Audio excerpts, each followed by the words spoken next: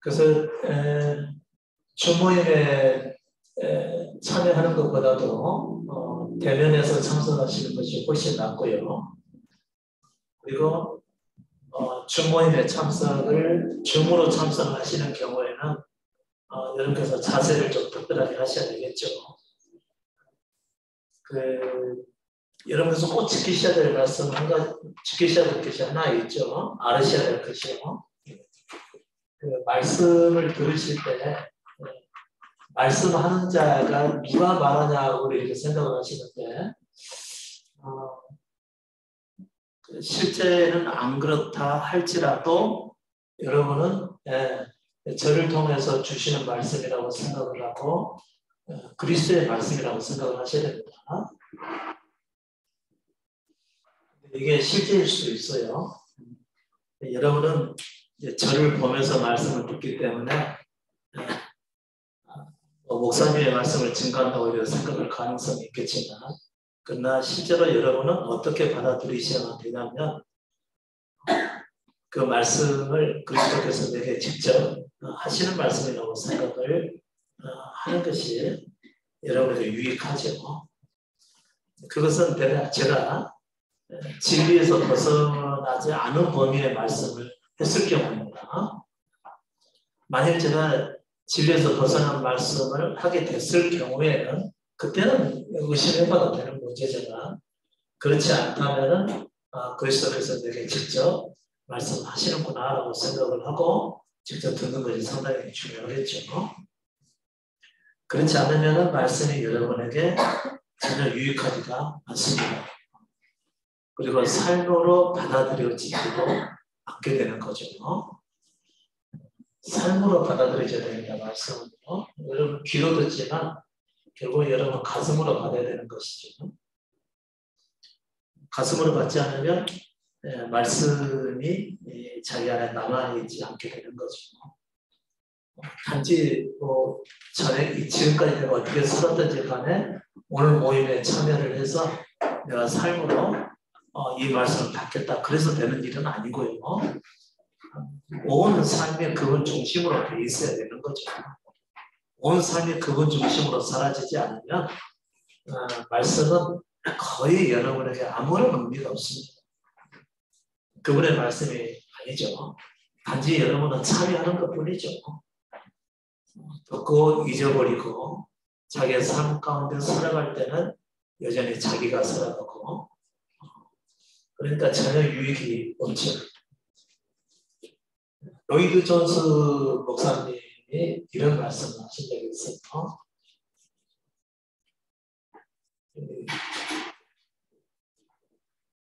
로이드 존스 목사님이 하나님을 알수록 자기 안에 죄를 더욱 많이 깨달아 간다고 그랬습니다.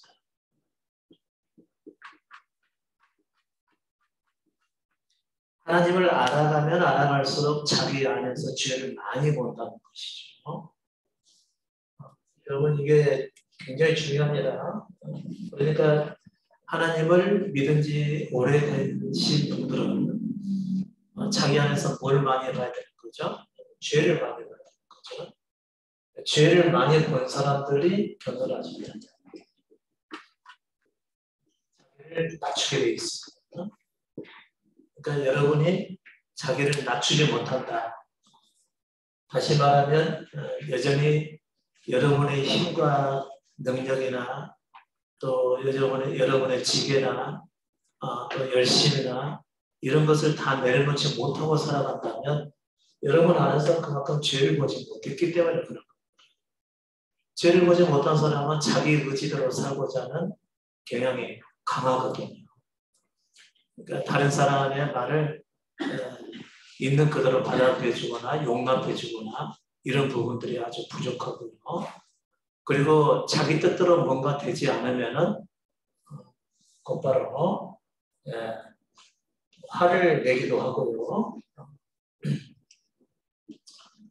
분노하기도 하고요. 그 다음에 미움을 받기도 하고요. 증오하고 경멸하게 되는 것이죠. 모든 불행이 바로 뭐 때문이죠? 자기 생각이죠. 자기 생각을 내려놓지 못해서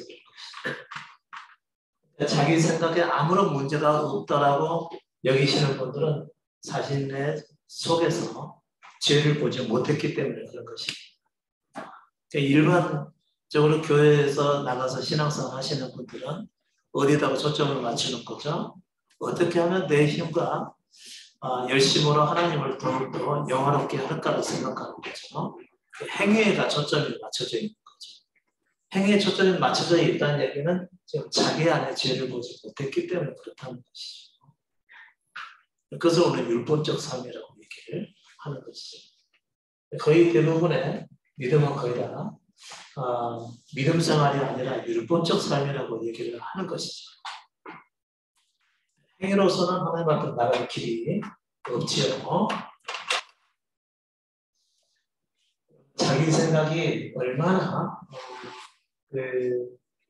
죄에서 비롯됐는가를 보지 못하면 여러분 자신을 결코 낮출 수가 없게 되어 있습니다. 그리고 예수 그리스도를 전부로 여기고 생명으로 여긴다는 말은 삶에서 절대로 경험되지 않을 거라는 것이죠. 자기 안에 있는 것들을 많이 볼 수가 있어야 돼요. 그러려면 제가 여러분에게 말씀드렸던 자기 존재를 계속 주님 앞에 드리고 그분의 인도하심을 받으라고 말씀드렸었죠. 여러분께 드려진 기도는 딱 그 하나뿐이었었죠. 맡김의 기도라고 하죠. 자기를 맡겨드리지 못하면 자기 안에 있는 죄를 보지 못하겠죠. 자기 안에 죄를 보지 못하면 자기가 살기가 포기가 되지 않는 거죠. 그리고 자꾸 의로운 삶을 살려고 할 것이고 죄를 짓지 않으려고 할 것이고 자신의 형통과 복을 위해서 하나님을 가까이 하려고 한다는 것이죠. 그것은 잘못된 믿음으로 살렸다고 다짐하는 것과 똑같습니다. 제가 여러분에게 자신을 주님 앞에 드리기를 힘쓰라고 이것은 항상 하라고 했던 거죠. 물론 억지로 하든 아니면 믿음으로 하든 간에 그것은 항상 하시라고 그랬습니다. 그래야 조금이라도 여러분에게 유익이 될 것이니까. 주님 앞에 자기 존재를 맡기게 되면 맡기지 못하는 자기 자신을 보게 될 것이고 자기 생각대로 자기 원하는 대로 살려고 하는 경향이 강해질 것이고 또 자기의 삶을 그만큼 스스로 포기하려고 하지 않을 것이고 그렇게 되겠죠. 그러면 예수 그리스도를 따를 수가 없게 되는 거죠. 저는 지금 여러분이 믿음에 합당한 삶을 살아가면서 반드시 꼭 필요한 것을 가지고 얘기하고 있는 거예요. 아주 중요해요. 제가 여러분에게 하라고 한 것은 하나도 없는데 딱 한 가지만 하라고 그랬었죠. 맡기기를 힘쓰라고 그런 거죠. 왜냐하면 예수를 여러분께서 주로 모셨기 때문에 주로 모셨으니까 주께서 이끌어 가시는 대로 따라가시는 게 맞는 거죠. 근데 여러분들은 그분을 주님으로 모셔놓고도 자기 생각대로 안 된다고 자기 뜻을 자꾸 이뤄가려고 하는 거거든요.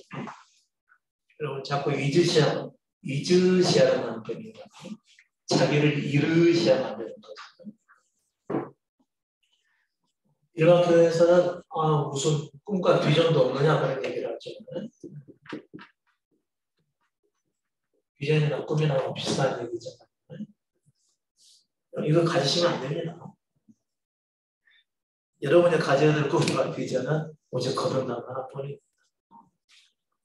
그리고 예수 그리스도 뿐이죠. 그분을 나의 전부로 모십니다. 이게 있는 동안만큼은 여러분은 자기 행위를 멈추지 못하게 되겠죠. 자기 행위를 멈추지 못하면 자기 뜻대로 살아가려고 할 것 아니겠어요? 그러면 전혀 다른 길로 가는 것이죠. 여러분 전에 신앙생활 할 때 남들은 꿈도 있고 비전도 있고 그런데 당신 왜 그게 없느냐? 기도해서 당신의 비전이 무엇인지 좀 들으라. 비전을 가지도록 좀 힘써라자고 그렇게 얘기를 했지 않습니까? 근데 여러분은 기도해도 안 가져졌죠? 되게 거의 대부분. 그렇죠? 안 가져졌죠? 혹시 들으신 적 있습니까? 들으셨으면 큰일이죠. 오세야죠. 들은 것으로 오해를 하는 경우가 되게 많이 있죠. 그리고 하나님께서 나보고 신학교를 가래. 하나님께서 나보고 선교사를 가래. 하나님께서 나보고 이 일을 통해서 선교의 일을 하래. 뭐 들었다고 그러는데 하나님은 절대 그렇게 말씀하지 않으시죠. 어떻게 그분이 힘이 없어서 우리에게 일을 맡기신다는 겁니까? 그러면은 요셉의 꿈은 어떻게 되는 거죠? 요셉이 꾸고 싶어서 꾼다요. 그 여러분들 꾸고 싶어서 꾸려고 하는 거죠. 그랬잖아요. 꾸고 싶어서 꾸려고 했죠? 그런 건 아니라 그럴 생각이 없었어도 꾸져야지 하는 거지. 그리고 그때는 그 시대에 딱 한 사람뿐이었어요, 요셉. 여러분이 이 시대에 딱 한 사람에 해당하시는 분들입니까? 그럴 자신이 있으면 꼭 보세요. 제가 여러분에게 말씀을 드리는데 우리 모든 사람들은 자기 안에 갇혀져 있고 세상 안에 갇혀져 있죠.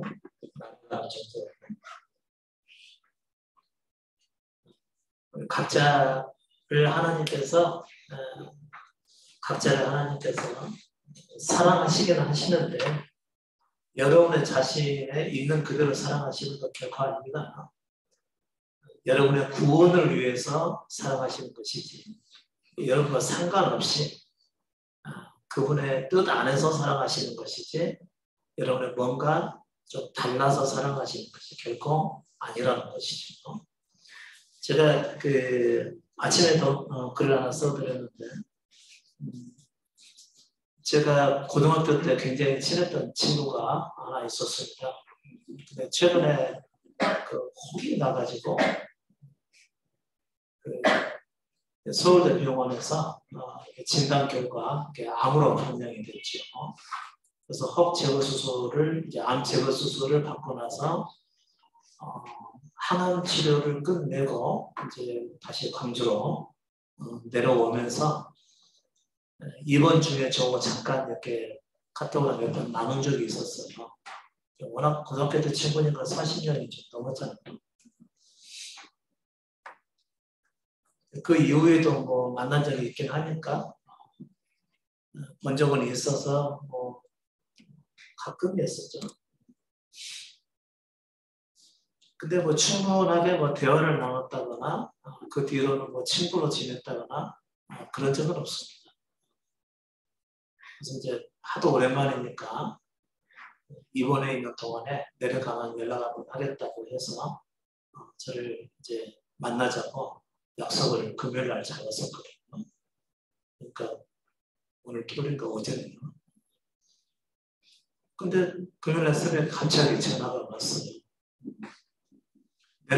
내려와서 여기 있는 하루 동안에는 항암 치료 받은 이후에 그 후유증으로 굉장히 통증이 있기 마련이라고 그러죠.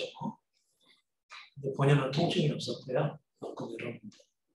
그래서 나는 항암을 잘 받을 만한 체질인가 보다 하고 자기를 특별하게 얘기를 하더라고요. 자기를 특별하게.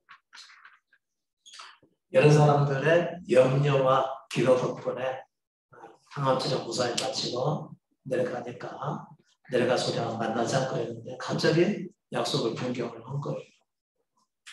갑자기 밤새 큰 통증이 와가지고 견딜 수가 없어서 병원에 와서 먼저 치료를 받아야 되니까 만나면 나중에나 미루자 그렇게 연락이 왔습니다.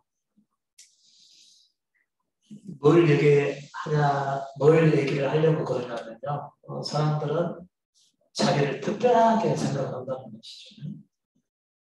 특별한 것은 있어요. 특별한 것은 있는데 그런데 하나님 앞에서는 특별한 것이 하나도 없습니다.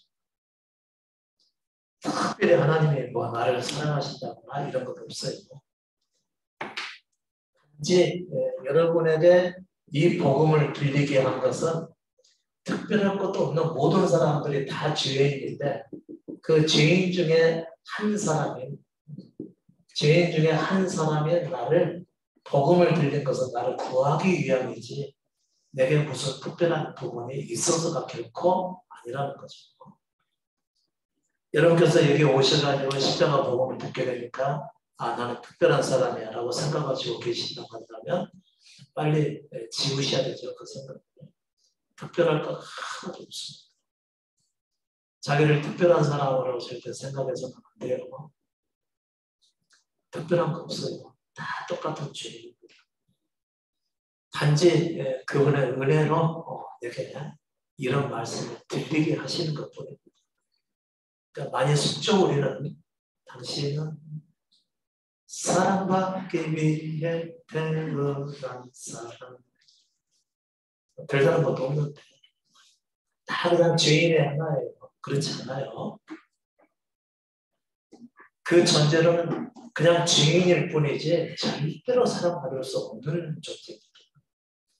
자기 생각할 때 나는 이만하면 사랑받을 사람이야 라고 생각하시나요?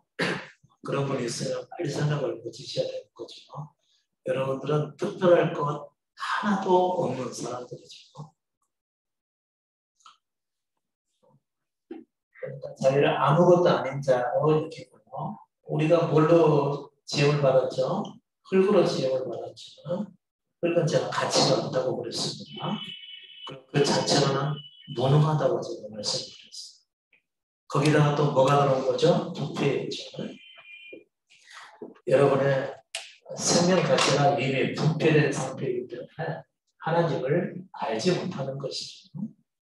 그러니까 자기가 죄인이라는 사실을 잘 모르는 거죠. 얼마큼의 죄인이라는 사실을 몰라요. 근데 예수 그리스도를 통해서 하나님을 알아갈수록 뭘 더 많이 알게 되냐면 자신의 죄성을 더 많이 알게 되는 것이죠. 그러니까 바울이 죽기 전에 디모데에게 편지를 쓰면서 죄인 중에 내가 괴수라고 말을 했던 것입니다. 그러니까 여러분이 하나님을 많이 알면 알수록 자신에 대해서 더 많이 알게 되는데 거룩한 자라고요? 아니면 죄인이라고요? 자기를 거룩한 자, 사랑을 받는 자, 하나님의 특별히 여기심을 받는 자, 은혜를 받은 자라고 생각을 한다면 그는 하나님을 알지 못한 자라는 것이죠. 나는 죄인이어서 단 한 가지도 하나님 앞에 받아들여질 만한 것이 없다는 것을 알게 되었다면 그 사람은 하나님 만난 게 맞습니다. 물론 뭐 생명으로 만났다는 이런 얘기 아니고요. 아무튼 생명으로 만난 사람은 더더욱 그것을 깨닫게 될 것이고 아직 생명으로까지는 아니어도 말씀을 알아가고 있다 그러면은 자기 존재가 얼마만큼의 죄인이라는 사실을 많이 알고 있어야 정상이라는 것이죠. 죄인이라는 사실을 알아야 사람들 앞에서 자기를 내세우지 않죠. 그리고 사람들 앞에서 자기도 낮추고 하나님 앞에서는 말 한마디도 할 수가 없게 되는 거죠. 그리고 하나님이라는 말을 평상시에 거의 꺼낼 수 없을 정도이면 그 사람은 자기 입이 지금 단속되고 있으신 분이죠. 그런데 뭐 하나님을 그렇게 하셨는가 보다.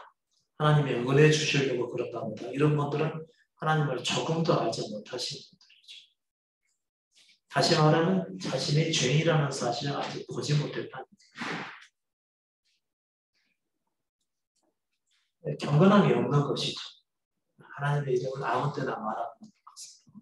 경건함이 없다는 얘기는 그분을 본 적이 없어서 그런 겁니다. 경외함이 없는 거죠. 경외. 말씀을 들을 때나 살아갈 때나 다른 사람들과의 대화를 통해서든지 하나님의 이름을 마음껏 이렇게 말할 수 있는 사람이라면 그분을 만난 적이 없을 때입니다.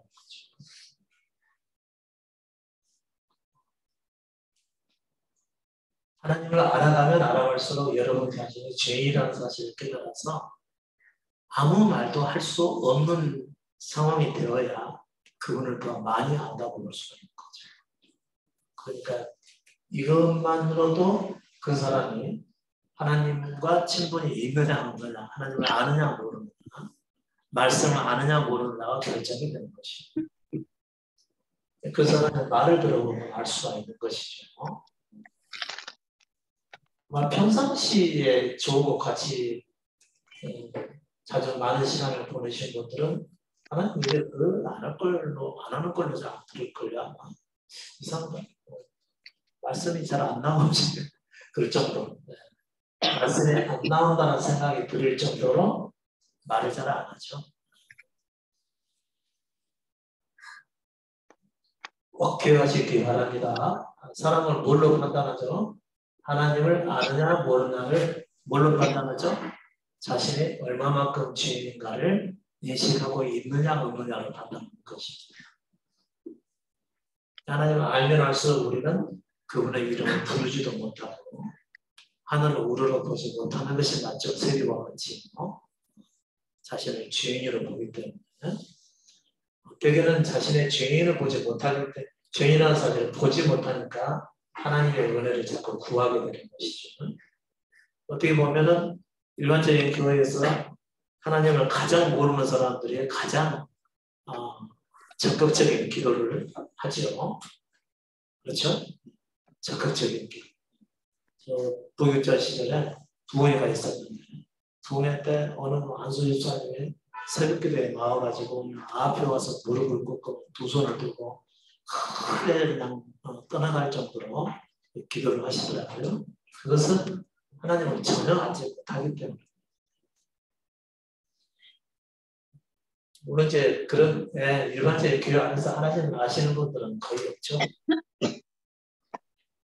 단정지어서 말을 하는 것을 용서하시기 바랍니다. 알기 때문에 드리는 말씀이죠.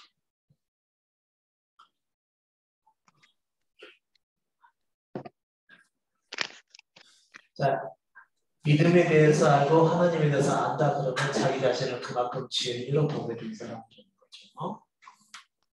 그러니까 하나님을 알면 알수록 사람들은 자기 말이 없어지는 거죠. 자기 말이 없어지는 거죠. 오직 진리만 얘기를 하는 것이죠. 하나님을 알면 알수록 진리에는 사실 권력이가 없거든요. 우리 육신의 생명에서 나오는 모든 말들은 항상 거짓되고 왜곡되고 자기를 자랑하고 자기를 사랑하는 말, 자기를 높이는 말, 또 특별히 자기를 특별한 존재로 사람들에게 알리고 싶어하는 말들을 많이 하게 되는 것이죠. 그러니까 여러분이 얼마만큼 하나님을 알고 또 경건해지고 하나님을 경외하고 나 자신인가는 뭘로 알 수가 있느냐면 자기를 끊임없이 주님 앞에 드리는 겁니다. 자기를 주님 앞에 드리는 이유가 뭐죠? 스스로 살지 않겠다는 거죠. 자기가 살지 않겠다는 거죠.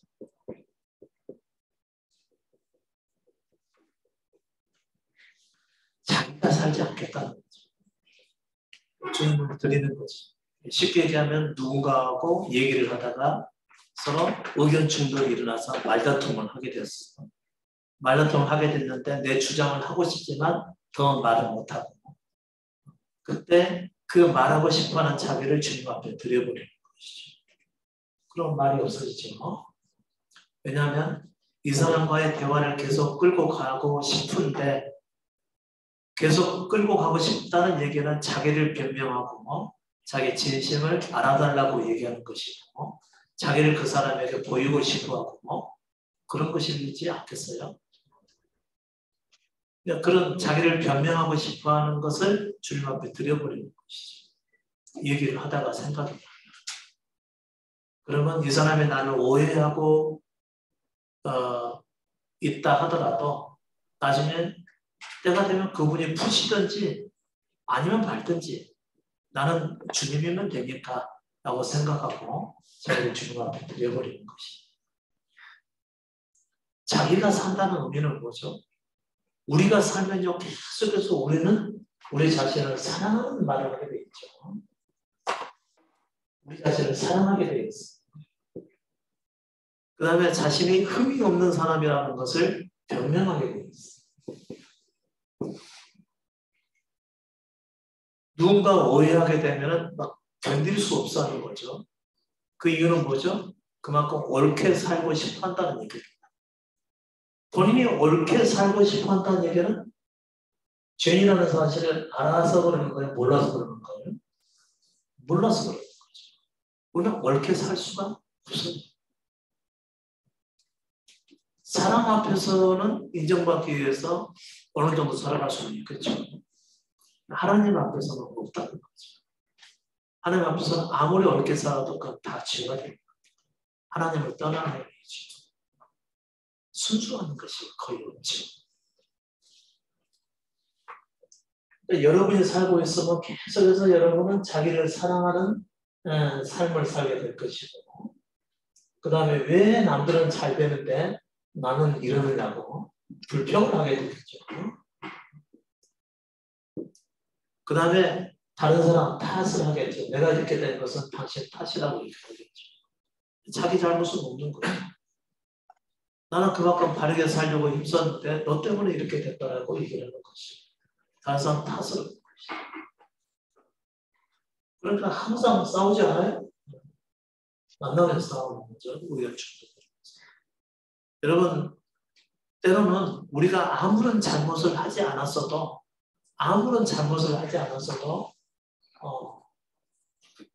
변명하지 않는 것은요, 우리에게 주인이 계시기 때문에 그런 겁니다. 아무리 내가 오해를 받아도요, 그 오해를 풀기 위해서 집착하지 않는 것은 뭐 때문이죠? 우리에게 주인이 계시기 때문에 그런 것이죠.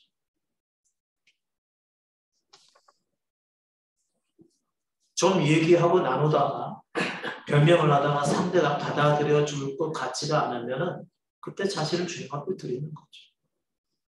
그러면 그 결과를 주님께서 다스려 가시겠죠. 그것을 기대하고 자기를 주님 앞에 드리는 거죠.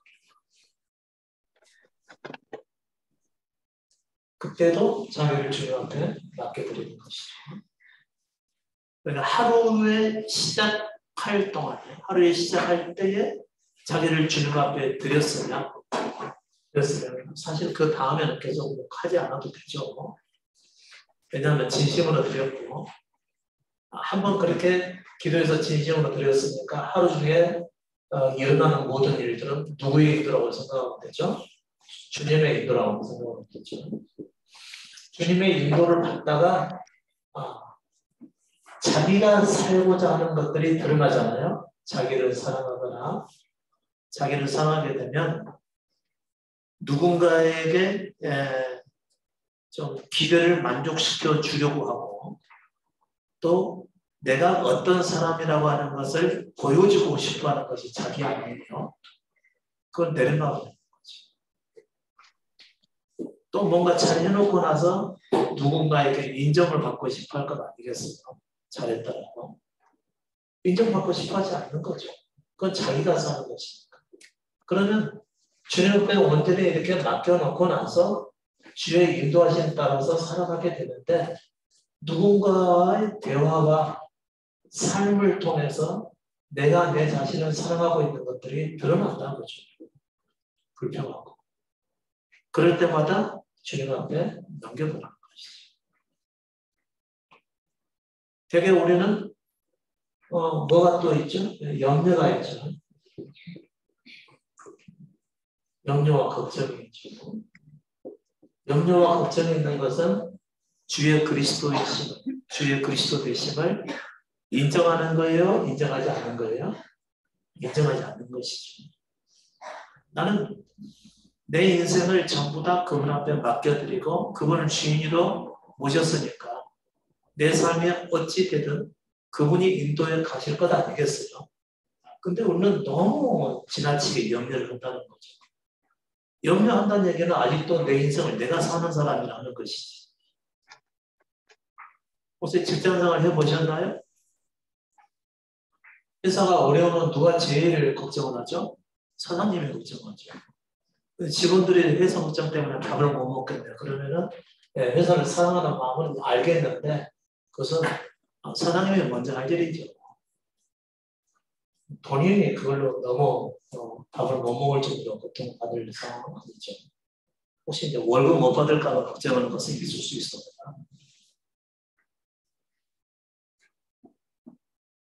그러니까 그 남의 회사에 직원으로 계시면은 아주 편하죠. 전 지금이라도 직장을 가지라고 한다면은 공장에서 일하고 싶어요. 제일 편한 거. 우리 애도 지금 하나 26살짜리가 있는데 취직을 준비하고 있거든요. 나는 네가 공장에서 일했으면 좋겠다. 조금 벌어서 조금 써야 그게 얼마나 편한 줄 알아요. 저는 우리 애가 편한 게 좋은 거예요. 편하게 사는 거. 제가 살아보니까 마음고생하며 살아갈 필요가 없다는 거죠. 어차피 물질이 많아도 하루 3끼 먹는 것은 똑같거든요.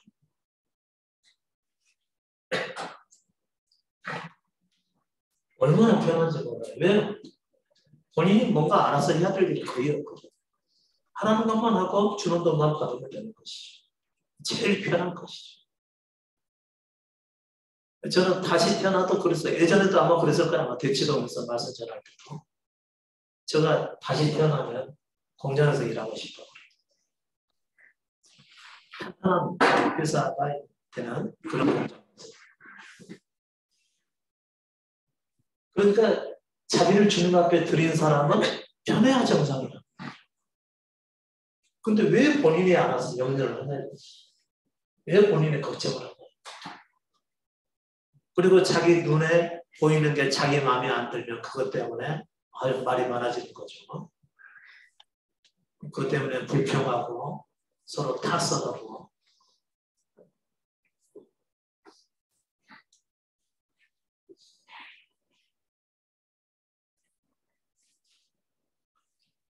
그리고 자기를 사랑하는 것 때문에 이와 같은 상황을 그냥 간과하지 못하는 것이죠.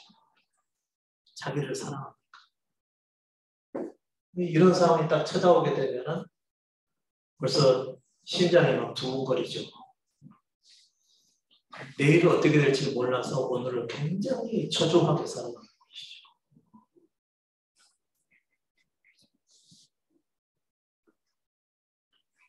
그것은 예수 그리스도를 나의 주인으로 인정하지 않는 것입니다. 불신인 것이죠. 같은 죄라도 사람이 사람에게 짓는 죄가 클까요? 하나님께 짓는 죄가 클까요? 같은 죄라도.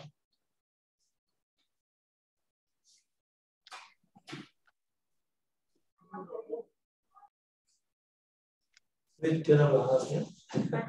네. 같은 죄라도 믿음 위에 바로 서 있지 못하는 것, 그것이 더 큰 죄지. 사람이 사람끼리 당연히 지을 수밖에 없는 죄 지은 것으로는 그렇게 하나님 앞에서는 하나님을 놀라게 할 일이 있죠. 왜냐하면 오늘 어차피 그런 죄를 지을 수밖에 없는 존재로 탄생했으니까. 그러니까 사람끼리 짓는 죄에 대해서는 너무 예민하게 대하지 마시고요. 마땅한 걸로 생각을 해야 돼요. 사람과 살아가면서. 나를 좀 무시해도 별거 아닌 걸로 여기고요. 또 누구에게 좀 안 좋은 소리 들을까 하더라도 네, 감사해요. 응. 응? 응?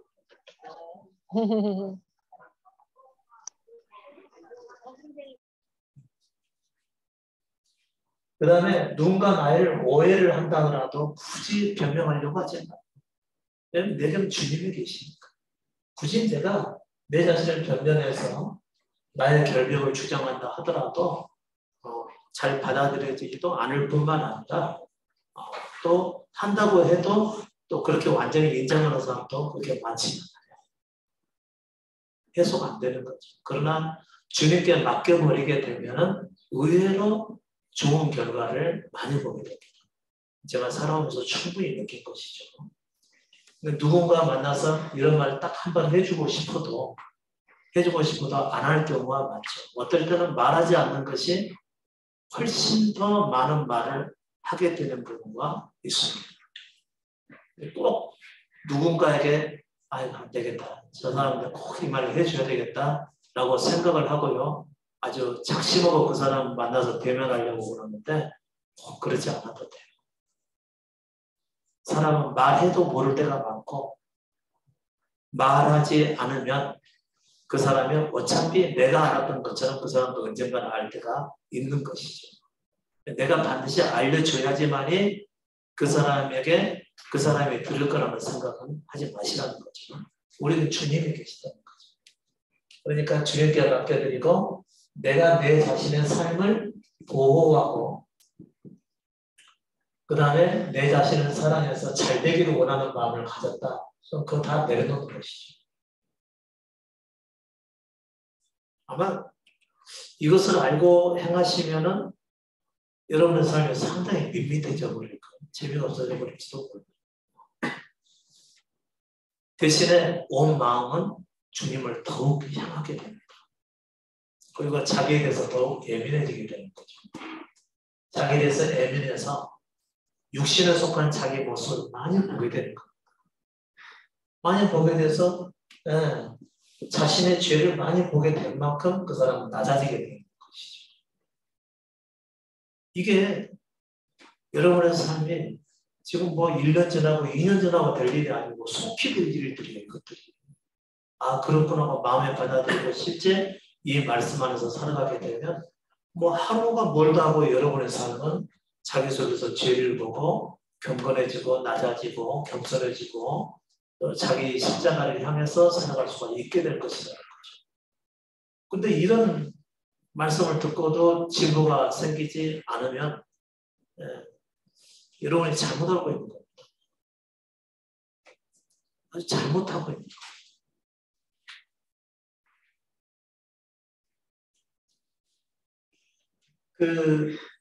암에 걸렸던 그 친구는 상당히 글을 잘 쓰는 친구예요. 시인이죠. 최근에 뭐 시인도 하나 내고 그랬어요. 너만 아픈 것이 아니다. 굉장히 공감 가는 글이죠. 너만 아픈 것이 아니다.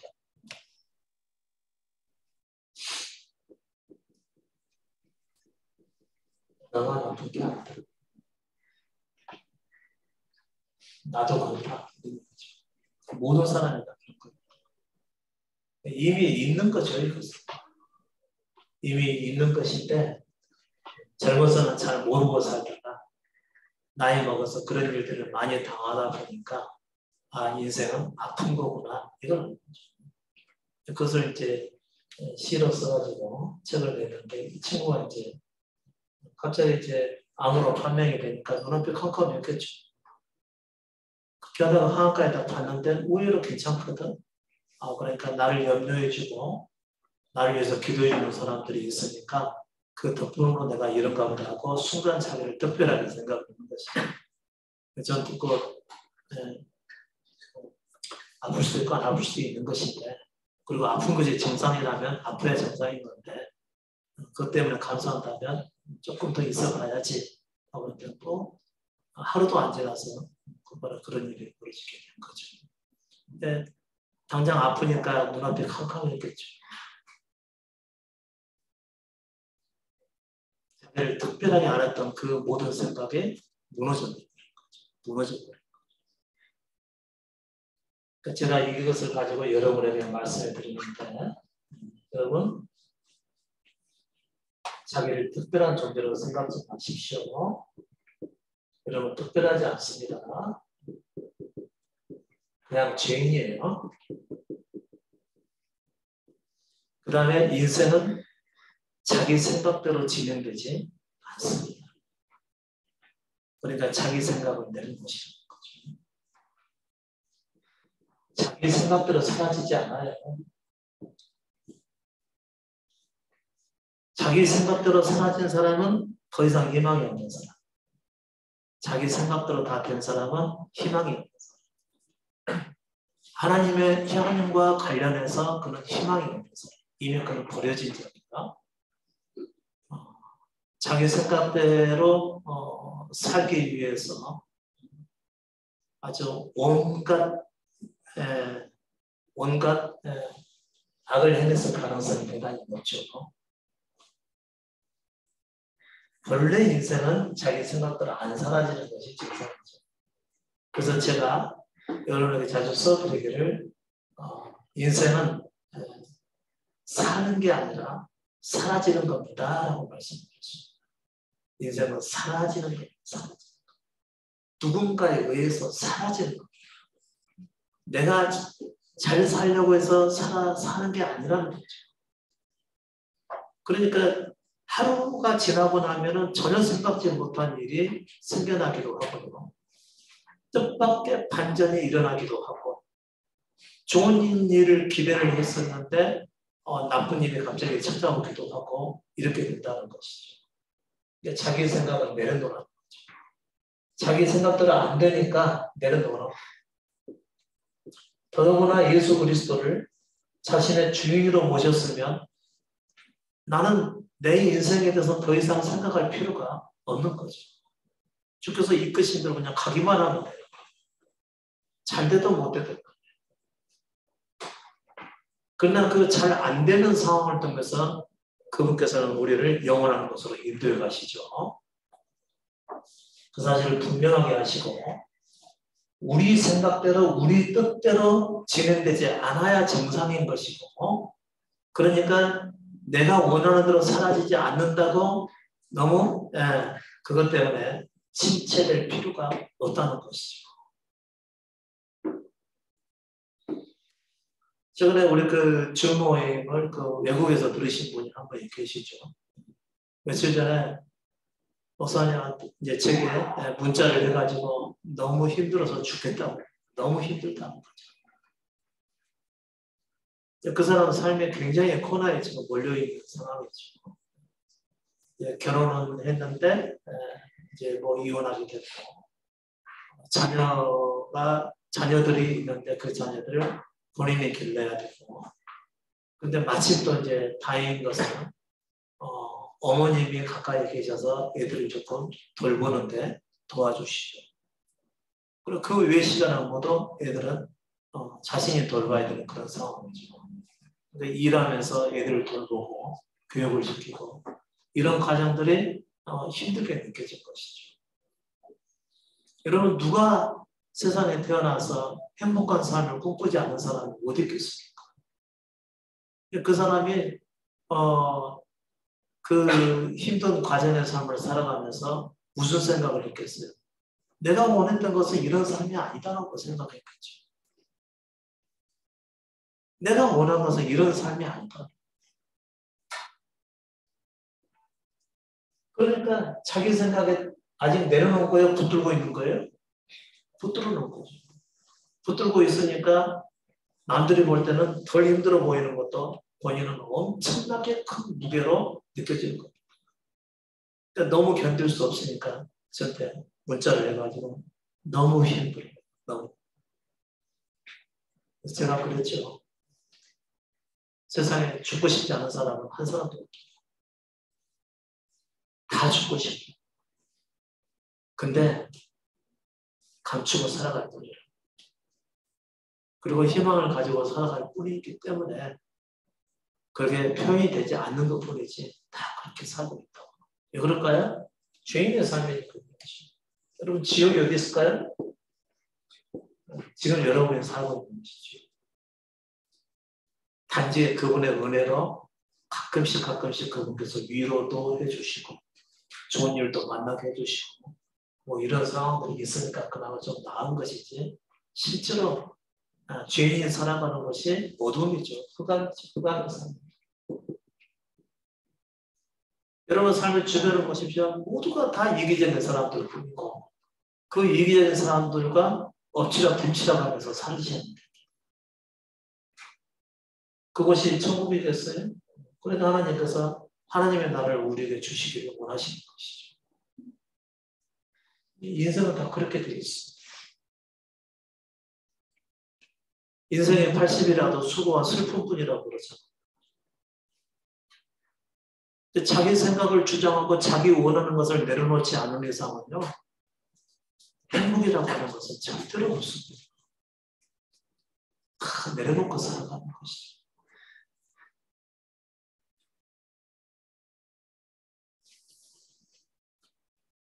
대부분의 사람들은 자기가 원하는 삶을 살지 못합니다. 또 자기가 원하는 삶을 살았다는 사람은 나중에 어떻게 될까요? 너무 허무해가지고 스스로 목숨을 끊을지도 모릅니다. 실제로 그런 사람들이 많이 있죠. 자기 원하는 대로 다 해보고 다 됐는데, 그런데 이게 뭐냐라고 하면서 막상 올라가 보니까 아무것도 없거든요. 여러분, 산 정상에 올라가게 되면 뭐가 있어요? 산 정상에 올라가면 뭐가 있어요? 아무것도 없어요.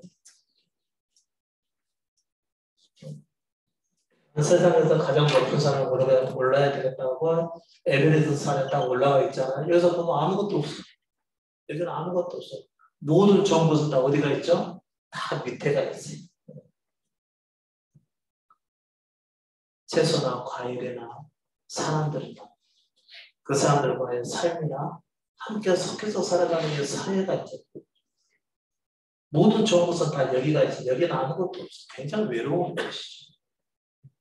그러니까 너무 잘 된다고 생각하지 마시고, 우리는 우리의 모습대로 주어진 삶만 잘 살아갑니다. 여러분은 세상에 어떤 그릇을 가지고 태어났죠? 어떤 그릇으로 가지고 태어났을까요? 사람은 다 자기의 그릇이 있기 마련이죠. 그릇이라고 표현하면 좀 그러네요. 나무라고 보죠. 작은 나무가 있고 이렇게 큰 나무가 있고 또 덩쿨나무가 있고 다 자기 모습대로 그냥 살아가는 겁니다. 타고난 거예요. 우리도 마찬가지고 똑같은 사람의 모습을 하고 있지만 자기 모습대로 살아가면 되는 겁니다. 어떻게 가장 잘 사는 거냐면 자기 존재를 주님 앞에 드리고 다 맡겨드리는 거죠. 토기장이에요. 토기장이신 주님께 자기를 온전히 맡겨드리고 그분께 내 자신을 만들어 달라고 그러자 하는 거 다 맡겨드려버리라는 거죠. 그렇게 되면 인류 역사에 자기밖에 없는 사람이 만들어지는 것이죠. 우리는 이제 거듭남이죠. 나라고 하는 존재 안에 생명이, 하나님의 생명, 그리스도께서 내 안에 들어오셔서 나와 그분과 예수 그리스도와 하나가 된 상태의 새로운 나죠. 이 새로운 나가 탄생하는 순간 독보적인 존재가 되는 것이죠. 굉장히 아름답습니다. 다른 사람하고 비교할 필요도 없고요. 다른 사람 인생과 절대 내 자신을 비교해서는 안 됩니다. 근데 어느 분도 이런 사람이 있어요. 잘못해서 결혼을 했는데 자기가 원하는 그 상이 아니었어요. 그러고 나서 헤어졌죠. 평생을 자기가 원했던 만남이 아니라고 하는 것을 붙들고 이래서는 안 되는데 내가 이런 함정에 빠져서 이렇게 살게 됐다고 하는 것을 비관하면서 평생을 살아가는 거예요. 그러고 나서 연세가 70, 50 넘으신 분들도 계시죠. 그러면 그 안에서의 삶은 얼마나 고통스럽겠어요. 나는 분명히 이렇게 살았어야 되는데 그 사람을 만나서 내 삶이 완전히 망쳐져 버렸다라고 하는 분노심을 가지고 살 거라고 믿었어요. 그 주변에 있는 사람들이 결국은 희생물이 되는 것이겠죠. 우리는 우리가 원하는 대로 살아갈 수가 없습니다. 우리는 타고난 대로 그분이 원하시는 사람이 되면 되는 겁니다.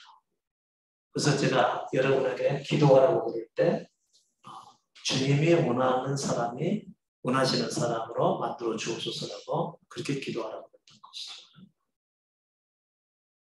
그렇게 되면 내 안에 예수 그리스도를 생명으로 받아서 그 안에서 살아가는 삶은요, 그냥 완성이라고 제가 말씀드려요.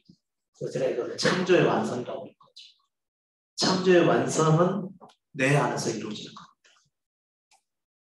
내가 다시 거듭나게 됐을 때 그때 알게 되고, 하나님이 지금까지 내게 이와 같은 삶의 과정을 걷게 하시고 그 모든 어려움과 또 힘든 것들을 내게 허락하신 것은 나를 새롭게 창조하시기 위해서 그렇게 하셨구나라는 사실을 인정할 때가 온다는 것이죠.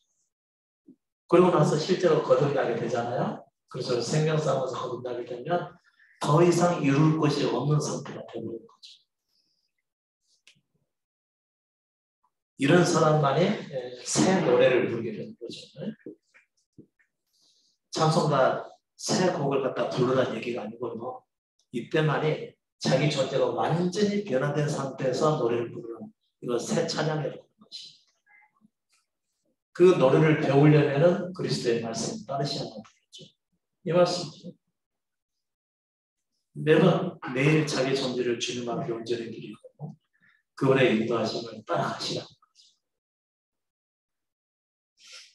자기 생각대로 되지 않는다고 분노하거나 원망하거나 불평하지 마시고 주님께 자신을 드렸으면 주께서 나를 좋은 곳으로 인도하시려고 그러시는 것 아니겠습니까? 그런 과정이 있어야 비로소 우리는 인간다운 인간이 되는 거거든요. 그리스도께서 인도하실 때 우리가 알게 되는 것은 자기 존재가 죄인이라는 사실입니다.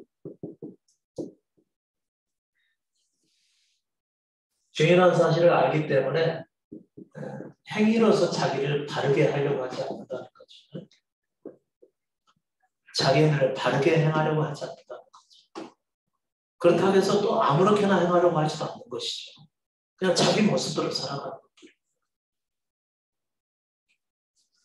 그러니까 죄와 상관없이 자기를 바라는 자들에게 그리스도께서 두 번째 나타나시라고 말씀하신 거예요. 죄와 상관없이. 내가 죄를 짓고 사느냐 안 짓고 사느냐 이것과 상관없이. 우리는 그동안에 내가 죄를 짓느냐 아니냐를 가지고 굉장히 아주 신경 써서 생각을 하셨을 것입니다. 내가 이렇게 죄를 짓는데 거듭났나? 근데 이런 의식.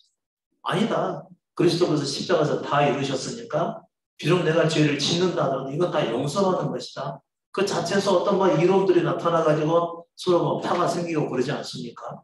그런 게 아니라 그리스도께서는 죄와 상관없이 자기를 바라는 자들 두 번째 나타나신다고 했습니다. 첫 번째 나타나신 언제죠? 그리스도께서 계실 것이라고. 그리고 그리스도께서 인간 대 인간으로 태어난 것이죠. 마치 예수 그리스도의 제자들이 예수와 함께 동행했던 것처럼. 근데 두 번째 나타나시면 어떻게 나타나는 거죠? 우리 안에 직접 들어오시겠다는 거죠. 성령. 그렇게 되면 그분 안에서 새로운 내가 창조가 되고 나는 전혀 달라 있을 거라는 거죠. 창조의 완성을 얘기하는 것이죠. 두 번째 오신다는 거. 이걸 재림이라고 얘기하는 거죠. 재림은 우리가 볼 수 있는 하늘로 오는 게 아니고 여러분 내면의 생명으로 오시는 거예요. 그게 재림입니다. 재림하신 그분을 만나면 알아요. 만나면. 성경도 다 풀려요. 그렇게. 그럼 모든 의문이 다 사라지게 되는 거죠. 아, 이거였구나. 이것을 위해서 그분께서 이렇게 인도하셨고 이제 목사님 무슨 얘기 하셨는지 이제 알겠다라고 생각을 하시게 될 겁니다. 그때가 돼요. 지금은 여러분 다 안개처럼 생각이 될 거예요. 이 말씀이 맞는데 분명치 않을 겁니다. 왜냐하면 그분이 계시죠. 만약 그분이 오시지 않았음에도 불구하고 맞아 이게 확실해. 너무 깨끗하고 명확해. 그러면 여러분은 좀 아마 오해하고 있을 거예요. 그분이 오지 않았는데 그럴 수는 없어요. 그분이 오지 않았을 경우에는 항상 거울로 보는 것처럼 희미하다고 그랬잖아요. 고린도서 13장에 있는 말씀처럼 바울도 많은 그런 상황을 경험을 했기 때문에 그렇겠죠. 근데 실제로 그분을 생명으로 만나게 되면 모든 게 명확해지는 거예요. 얼굴과 얼굴을 대하여 본 것처럼 뚜렷해지는 것이죠. 죽기 전에 이루어져야 될 일이죠. 죄와 상관없이. 죄와 상관없이라는 얘기는 뭐죠? 그러니까 죄인들은 죄를 짓느냐 안 짓느냐가 이렇게 관심을 하게 되는 것이죠. 죄가 있느냐 없느냐는 관심하지만 자신이 죄인임을 깨달은 사람들은 죄와 상관없이 그리스도를 바라는 것이죠. 여러분이 뭐는 맞고 뭔 틀리네, 무엇은 잘하고 뭔 못하네, 이렇게 지금 얘기하고 있다고 한다면 여러분은 아직 자기가 죄인이라는 사실을 모르고 있는 것이죠. 예수를 믿어도 죄 안 짓고 살아야지 라고 생각을 하고 있고, 또 반대로 예수를 믿기는 믿는데 내가 내 행위를 바르게 해서 그분 앞에서 의롭게 살아야지, 나는 믿는 사람으로서 이렇게 살면 안 되지 라고 생각한다면 아직도 본인이 죄인이라는 사실을 깨닫지 못하고 있는 거죠. 여러분, 죄인은 언제든지 죄를 지킬 건데 있어요. 여러분, 그 죄인의 생명을 가지고는 세상에 태어난 겁니다. 죄를 안 지으려고 하는 사람들이 제일 고달프겠죠.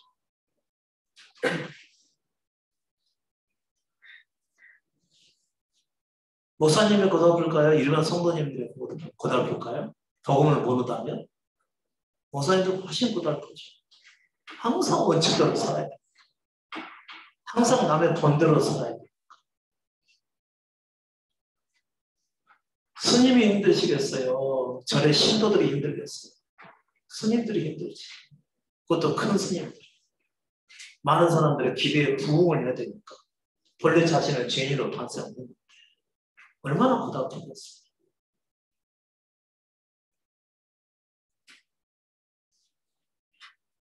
저는 하나도 안 고달프죠. 제가 죄인이니까. 제가 뭘 잘못해도 전 그럴 수밖에 없는 존재니까. 얼마나 편한지 모르겠어요. 인정을 딱 해버려요. 맞습니다. 저는 죄인입니다. 그러니 저를 불쌍하게 주옵소서.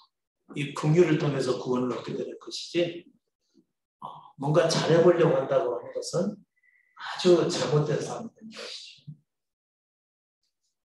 내가 뭔가를 잘하려고 해서 잘할 수만 있다면 뭐라 우리가 예수 그리스도를 굳이 의존할 필요가 뭐 있겠어. 내가 잘하면 되는 거지. 안 되니까 구원자가 필요한 거죠. 안 되니까. 아무리 해도 안 되니까. 아무리 해도 그분의 뜻대로 못 사니까 구원자가 필요한 것이죠. 그분이 오셔서 나를 살게 하지 않으면 안 되는 거니까 구원자를 우리가 찾는 것입니다. 예수 그리스도를 믿는 사람들은 자기 행위를 단정하려고 하지 않는다는 거죠. 오직 그분을 바랄 뿐인 것이죠. 삶이 이런 식으로 변해가지 않으면 안 되는 것이죠. 네. 한 시간 됐으니까 잠깐 쉬었다 하실까요?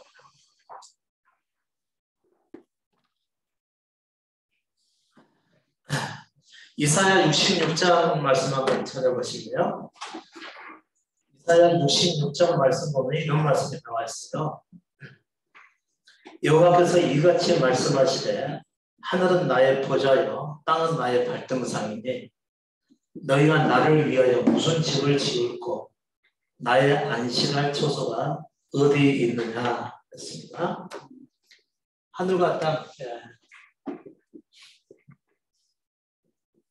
하늘과 땅 모두가 다 하나님이 계시는 곳이죠. 그런데 사람이 하나님을 향해서 집을 짓는다고 하는 것은 무용한 일이라는 것이죠. 그것도 사람의 손으로 지은 집. 여러분, 사람이 각자가 뭐 헌금을 받아서 예배당을 짓고 그곳에 하나님이 계실 거라고 생각하면 큰 오해입니다. 절대 계시지 않아요. 그 집에서 기도할 걸 가지고 일부러 예배당 가서 기도하고 그랬죠. 그곳에 마치 하나님이 계실 것 같으니까. 그럴 것 같으면 차라리 유럽 가서 기도하면 되죠. 그죠?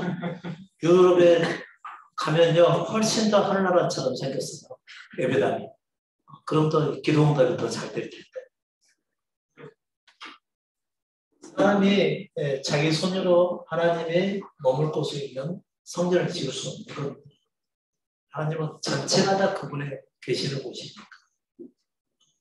그러니까 뭐좀 대대로 우리 집은 교회를 몇 개 세운 집에 이런 거 가지고 자랑할 것이 없는 것이죠. 하나님이 계시지도 않을 집을 지어놓은 것이니까. 나 여호와가 말하노라 나의 손이 이 모든 것을 지어서 다 이루었느니라.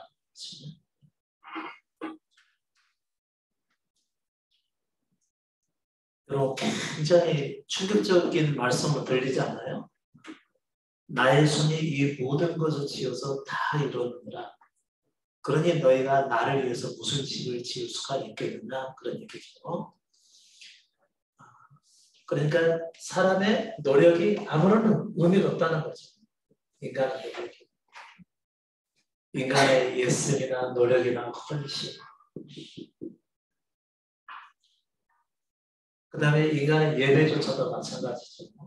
사람이 자기 손으로 하나님 앞에 드려지는 것은 하나님께서 받아줄 수가 없는, 받아들일 수 없는. 그리고 이것은 죄인에 대해서 비롯된 거죠. 죄 안 지었는데요. 그럼 본인이 죄인인지 모른다는 얘기겠죠. 우리는 이 육신을 가지고 있는 우리 자신 자체가 죄인입니다. 이 세상에 태어나면서 육신은 생명을 가지고 태어났는데 그 생명 안에가 도무지 하나님 앞에 나갈 수 없도록 되어 있습니다. 그러니 예배를 드린다고 해서 그분 앞에 나갈 수가 있고 그분을 위해서 산다고 해서 그분이 영광 받으시거나 그분 앞에 헌신한다고 해서 그분의 일을 행하는 게 결코 아니라는 거죠. 제일 불쌍한 사람들이 이와 같은 행위를 통해서 하나님과 연관을 맺으려고 하는 것이 가장 불쌍한 일인 거죠. 본인이 죄인이라는 사실 아직 모르고 있잖아요. 이런 걸로는 하나님 앞에 나갈 수가 없는 것이. 그런데 나 여호와가 말하노라. 우리는 마음이 가난하고 심령에 통해하며 마음에 가난하고 심령에 통해하며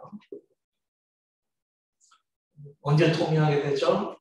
본인이 행하는 것은 오직 죄밖에 없다 라고 하는 것을 깨달았을 때 통해하게 되는 겁니다. 그러면 지금껏 살아오면서 자기 행위로 하나님을 영화롭게 하려고 했던 모든 삶은 다 헛된 죄인의 삶에 해당하는 겁니다. 잃어버렸어요. 여러분 이거 분하지 않으셔도? 네, 굉장히 분한 일이죠. 우리는 죄인이어서 뭘 하더라도 하나님께서 받을 수가 없는데 예수를 마음에 영접하고 열심히 예배를 드리고 그분을 위해서 살면 그분께서 영광을 받으실 것으로 생각을 했다는 거죠. 이것이 큰 잘못입니다. 그러니까 우리는 예수를 믿는 것이 아니고 입술로만 예수를 주로 모셨을 뿐이지 살아가는 것은 유대인들과 거의 흡사하게 살아가는 겁니다. 믿음이 오기 전에 율법적 삶을 살았다는 거죠. 근데 지금도 여러분 안에는 자기 행위를 바르게 해서 살려고 하시는 분들이 있다는 거죠. 지금도 여러분 안에 그분께 마지막 내 인생을 통해서 영광 돌리기 위해서 참되고 선한 것을 행하려고 하는 마음을 가지신 분이 계시다는 거죠. 아직도 본인의 죄인이라는 걸 모르고 있는 거죠. 그러면 예수 믿는 것도 아니지. 자기라고 하는 전제로부터 벗어나기 위해서 예수 믿는 것도 아니겠어요. 근데 자기 있는 그대로 하나님 앞에 영광 돌리고 하니까 결국은 뭐밖에 안 나와요?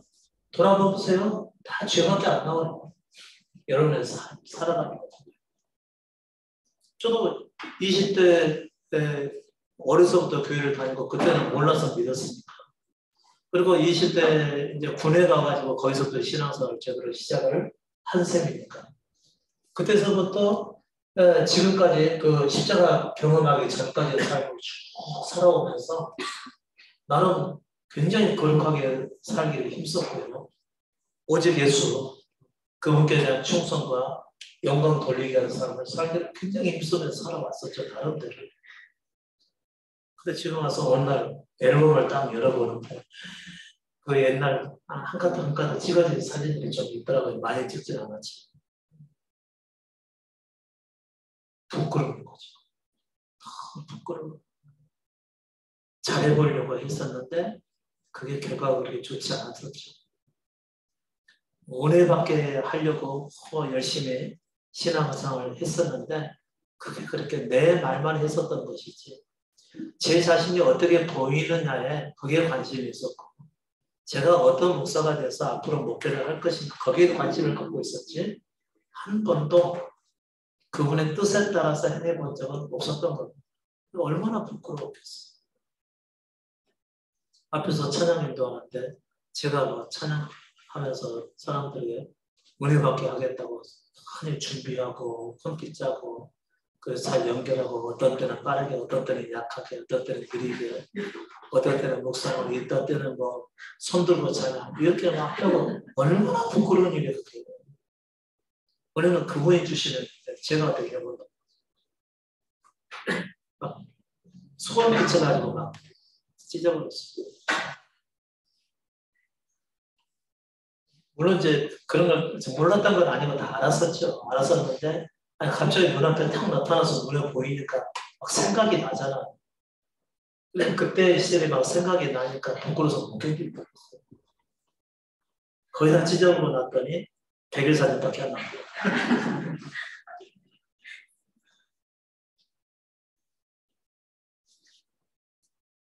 그래서 100일 사진은 또 왜 놔뒀어요? 그러니까 할 말은 것 같아요. 그렇다고 내가 태어났을 때 사진 하나 있는 게 좋을 것 같아서 그러고 놔뒀다고. 아무것도 모를 때니까. 그러니까 하나님께서는 어떤 사람에게는 내가 권고하느냐고 했어. 어떤 사람이냐? 마음이 가난하고 신령에 통해하고 내 말을 인하여 떠는 사람은 내가 권고하리라고 했어. 내 말로 떠는 사람. 내 말을 듣고 떠는 자. 여러분, 성경 말씀을 듣고도 안 떨리죠, 잘? 떠신 분은 계시면 뭐 좋은 일이겠지만요. 이런 말씀을 듣고도 떨리지 않는다면 그건 이상한 일이죠. 이상한데 그게 너무나 당연해. 안 떨리니까 너무 많은 사람. 그러니까 아주 특별한 사람들이겠죠. 사람이 특별한 것이 아니고 그분의 은혜를 받은 사람이겠죠. 어떤 은혜를 받았을까요? 살아도 사라지지 않는 거룩한 삶. 그것 때문에 마음에 상해 있는 사람. 진정한 진리가 어떤 것인가를 찾고 찾았지만 찾지 못했던 사람. 이런 사람들의 마음에 가난하게 되고 자기가 아무리 바르게 살려고 해도 죄인의 신분을 가지고서는 거룩한 삶에 불과하다는 것을 알고 마음을 통해하는 사람. 그리고 그리스도의 말씀을 떠는 자.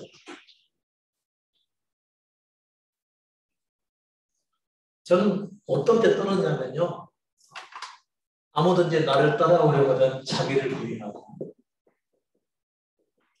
자기 십자가를 지고 나를 쫓을 것이라 그랬어요. 이 말씀 보면서 하늘에 무너져 버립니다. 난 지금까지 제 자신을 부인하거나 제 십자가를 접은 적이 없거든요. 제 자신을 부인한다는 것이 뭐죠? 내가 바르게 살려고 했던 모든 것들이 다 헛된 것임을 알고 내려놓고 오직 예수만 따라가는 것이 자기를 부인하고 예수를 믿는 겁니다. 저는 그렇게 믿은 적이 없었거든요. 제가 잘하려고 했었죠. 제가 잘해보려고 했었죠. 제가 이와 같은 삶을 잘해보려고 했었던 겁니다. 그래서 형통과 복을 가져보려고 했었던 것이죠. 나 이렇게 잘 믿어서 이렇게 교회를 키우고 하나님께 영광 돌렸어. 이렇게 큰 교회 이루고 많은 사람에게 전도하고 많은 영혼들을 구원해서 그거 드러내 보이려고 했었던 것이죠.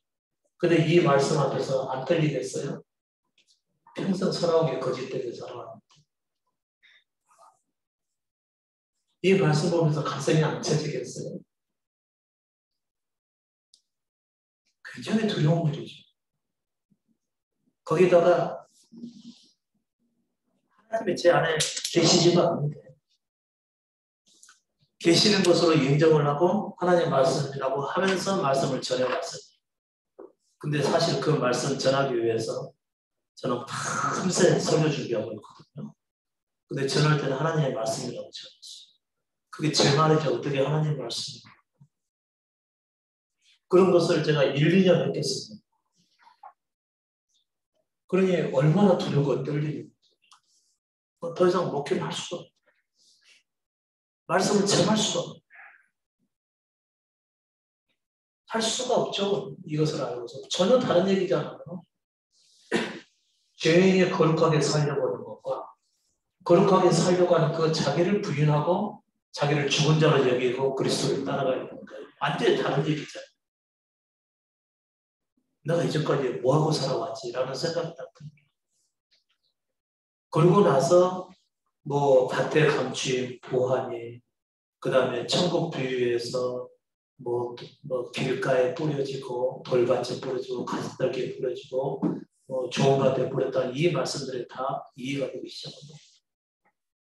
십자가를 깨닫고 그러니까 제가 스스로 뭔가 그분을 위해서 살려고 하지 않을 때 말씀들이 들려오기 시작한 것이죠. 그리고 두려워지기 시작한 것이죠. 그래서 하나님께서는 어떤 자에게 말씀하시겠다고요? 마음에 가난한 자, 통회하는 자, 그분의 말씀을 내가 떠는 자, 그들에게는 내가 권고하겠지만 그 외의 사람들에게는 그렇지 않겠다는 얘기죠. 당장 나오죠. 3절에서요. 손을 잡아드리는 것은 살인함과 다름이 없고 서로 하나님 앞에 제사를 지내는 것은 잘하는 것 아니겠어요? 있잖아요. 최고의 것으로 하나님 앞에 제사 드리는 거. 소. 지금도 소 한 마리는 뭐 엄청난 가격을 하고 있잖아요. 근데 그것을 가지고 하나님 앞에 제사를 드린다. 그런 대단히 큰 재물을 가지고 드리는 것이죠. 그 다음에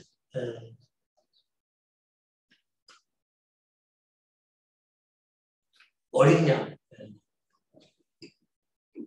어린 양을 들여서 제사 드리는 거. 그 다음에 돼지의 그 뭐죠? 예물. 하나님한테 드려지는 예물. 그리고 분향. 분향은 뭐 기도하는 얘기겠죠. 마음의 소원을 담아서 향을 불을 피우는 것이니까 마음에 소원을 담아서 기도하는 것을 분향이라고 하는 것이겠죠. 이게 다 뭐라고요? 하나님 앞에 소를 잡아드리는 것이니까 잘한 거죠. 그렇죠? 그런데 그것은 살인함과 다름이 없다. 살인과 다름이 없다. 큰 죄를 드린 사람은 큰 죄를 진 것이죠. 어린 양은 그보다 좀 못하지만 그것은 뭐라고요? 개의 먹을 것과 다릅니다.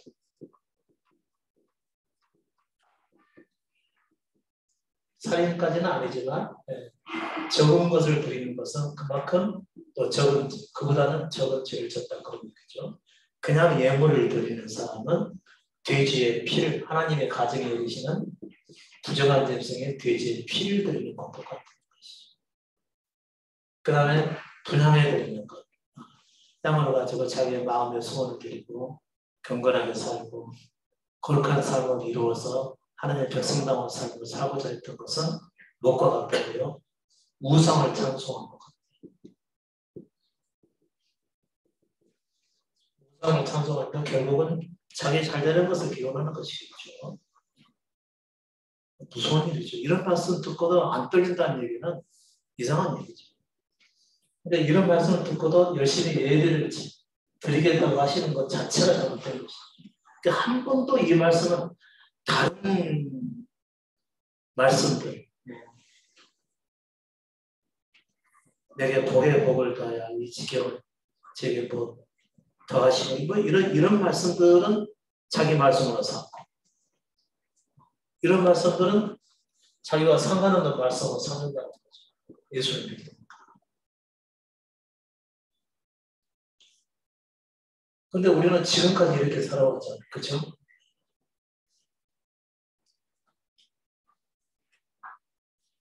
나도 유혹을 우상을 찬송한 다름이 없어는 그들은 자기의 길을 택하며 그들의 마음은 가증한 것을 기뻐한 적 그랬어요. 자기 길을 택한다고 했습니다. 이 사람들은 자기 길을 택한다. 하나님의 길이 아니고 자기 길을 택한다고 했어요. 이상하다. 자기 길을 택한다는 건 뭐죠? 자기 원하는 대로 산다는 얘기죠. 자기 생각에 옳은 대로 살아가는 건 중요한 거예요. 그게 자기 길이라는 거죠. 여러분, 주의 길을 간다는 얘기는 무슨 어떻게 하는 것이 주의 길을 가는 거죠? 내가 어떻든지 그분께서 이끄신 대로 따라가는 걸 본다는 겁니다. 그게 주의 길이죠. 내가 어떻게 되든지. 바울과 같이 감옥에 갇히든지 동적의 위험을 당해서 몇 번씩 죽을 뻔한다든지 상관없이 그분께서 이끄신 길로 그냥 가는 겁니다. 그게 주의 길을 가는 사람. 여러분이 주의 길을 가려면 어떻게 해야 되죠? 내가 오늘 말씀을 묵상해서 이 말씀대로 살아야지 하고 열심히 말씀을 묵상해서 자기에게 적용을 했습니다. 주여 이 말씀대로 살게 나를 도와주옵소서. 자기 길의 주의 길이에요? 자기 길이잖아. 자기가 결정하고 자기가 판단하고 자기가 가기로 행위로 옮기는 거잖아. 자기 길이지. 주의 길은 자기가 모르는 거예요. 그분은 절대로 자신의 계획을 우리에게 알려주질 않으셔요.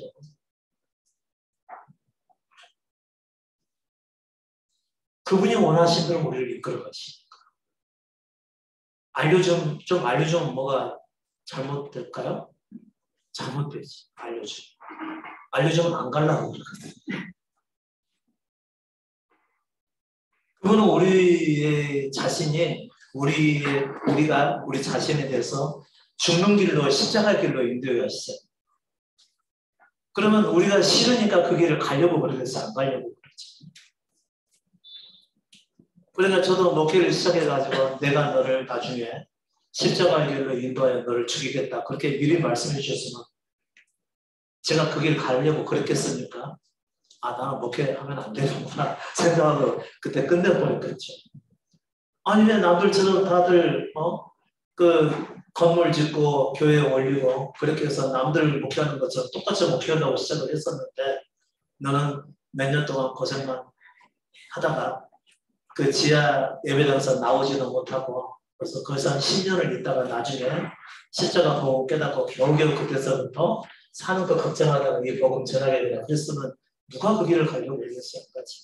그러니까 안 알려준다. 여러분도 마찬가지죠. 여러분의 십자가의 길로 그분께서 인도에 가려고 하는데 미리 안 알려줍니다. 알려주면 안 가니까.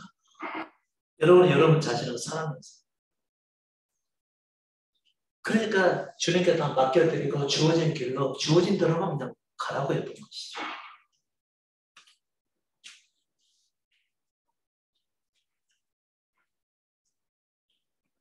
그 다음 절이 굉장히 중요하죠. 4절 보면 나도 유혹을 그들에게 택하여 주며 그들은 자기 길을 택하고 마음이 가증한 것을 기뻐하니까 나도 유혹을 그들에게 택하여 주며 그 무서워하는 것을 그들에게 임하게 하는 것입니다. 그래서 잘 보세요.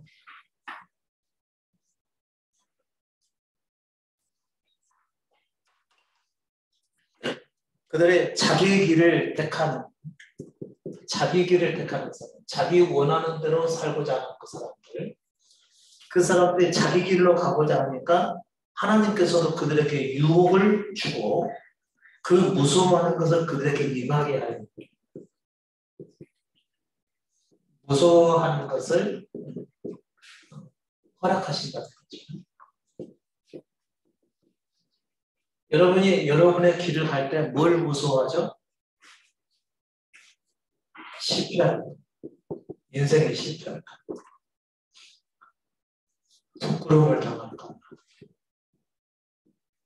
일이 잘못돼서 큰 낭패를 당할까? 사람들에게 손가락질을 당할까? 수치를 당할까? 망해서 모두가 다 흩어져 버릴까?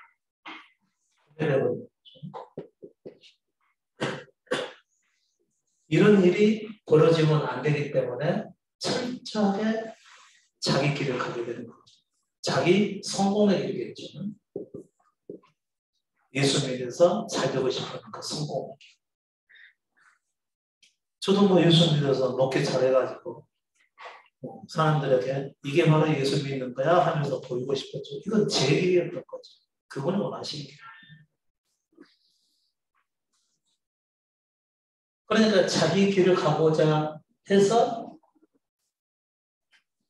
하나님께서 제시하신 바른 길을 가고자 하지 않는 사람은 그 사람이 무서워하는 것을 당하게 하실 것이다.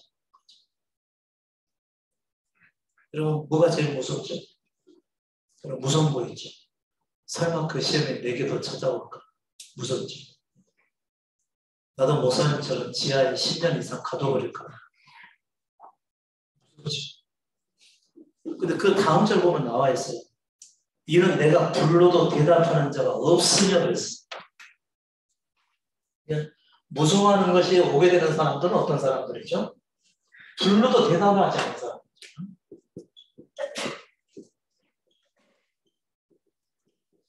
불러도 대답이 없는 사람. 자기를 부인하라고 해도 하지 않는 사람들. 자기 십자가를 지라고 해도 안 하는 사람.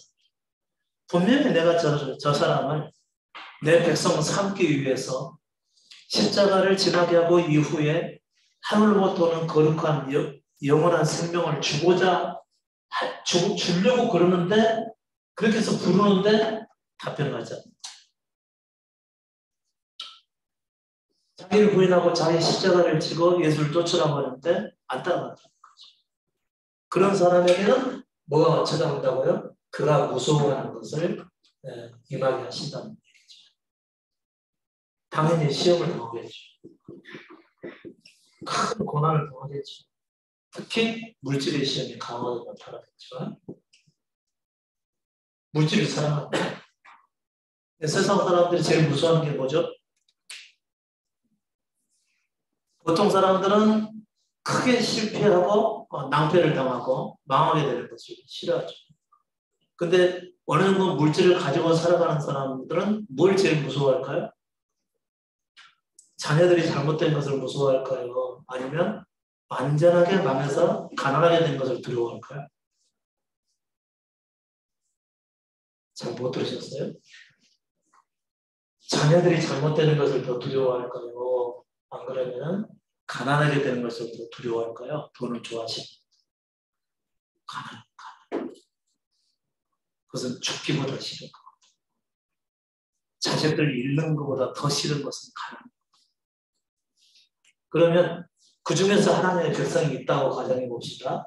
하나님께서 그를 이끌려고 하는데 안 온다는 거죠. 불러도 대답하지 않는다는 거죠. 그렇게 되면 그가 가장 무서워하는 것을 임하게 하시겠다. 어떤 사람이 오는 거죠? 복음으로 불러도 복음에 응하지 않는 사람을 얘기하는 것이죠. 너는 처음부터 죄인으로 탄생을 했으니까 네가 살아도 죄의 삶밖에는 더 못 살게 되니까 스스로 살기를 내려놔라. 이렇게 하는데도 대답하지 않는다. 포기를 하라고 해도 포기하지 않는다. 인생은 그분에게 달려 있으니까 그분께 온전히 맡겨드리라고 해도 들으려고 하지 않는 사람. 이런 사람들을 가리켜서 누가복음에서 예수님 이런 말씀하셨죠. 찾아볼까요? 누가복음 7장 32절에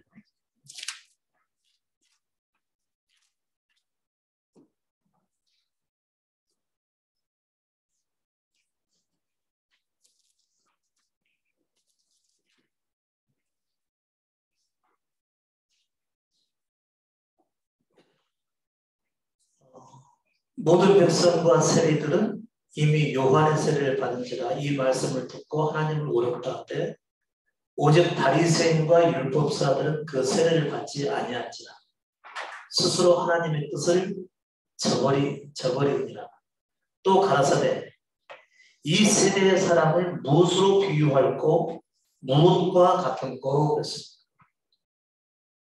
비유컨대 아이들이 장터에 앉아 서로 불러 가로되 우리가 너희를 향하여 피를 불어도 너희가 춤추지 않고 우리가 애곡을 하여도 너희가 울지 아니하였다 함과 같도다 그랬습니다. 그러니까 피를 불어도 춤도 안 추고 피를 불면 당연히 춤을 추라고 그러니까 그런 건데 춤을 추지 않는다는 거죠. 그렇다면 반대로 애곡을 하여도 뭘 하여도? 애곡을 하여도 울지 않는다고 했습니다. 이것도 아니고 저것도 아니고 진정한 복음이 오기 전에는 복음대로 진리대로 살고 싶어하고 진정한 진리가 무엇인가를 알고 싶어 했는데 막상 진리를 가르쳐서 알게 하니까 그때는 그 진리를 안 따라온다 그 얘기인 것이죠.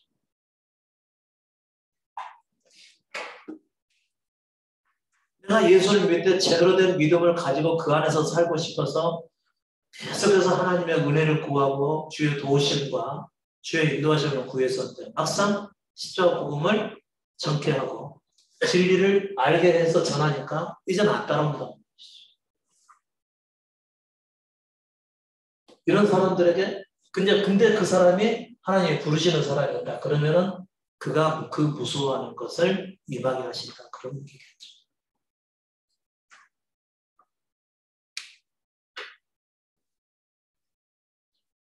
여러분 말씀 들으셔야 됩니다. 우리 인생은 우리에게 달렸으니까 그분께 달려있으니까 그분께 달려있죠. 우리는 세상에 우리가 원해서 왔습니까? 아니면 그냥 우리의 의사와 상관없이 오게 되는 거예요. 상관없이 왔죠. 그리고 적신으로 왔습니다. 아무것도 가지고 온 것도 없어요. 그런데 우리는 그렇게 이 땅에서 잘 되기를 원한다는 거죠. 그게 잘못인 거죠. 우리의 마음에 벌레 부패 있고 탐욕스럽고 자기 잘 되기를 원하고 성공을 원하고 높은 삶을 살고자 하고 높이 되기를 원하는 그 교만을 가지고 있어서 그런 것이죠. 그런데 그런 자신의 죄성을 내려놓고 자기를 부인하고 주님 앞에 따라오려고 그러는데 안 간다는 것이죠.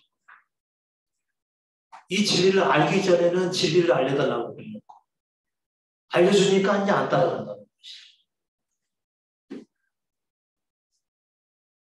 얼마나 여러분이 이 진리를 찾았어요? 여러분은 잘 모르겠죠? 제가 다 못 들어봤습니다.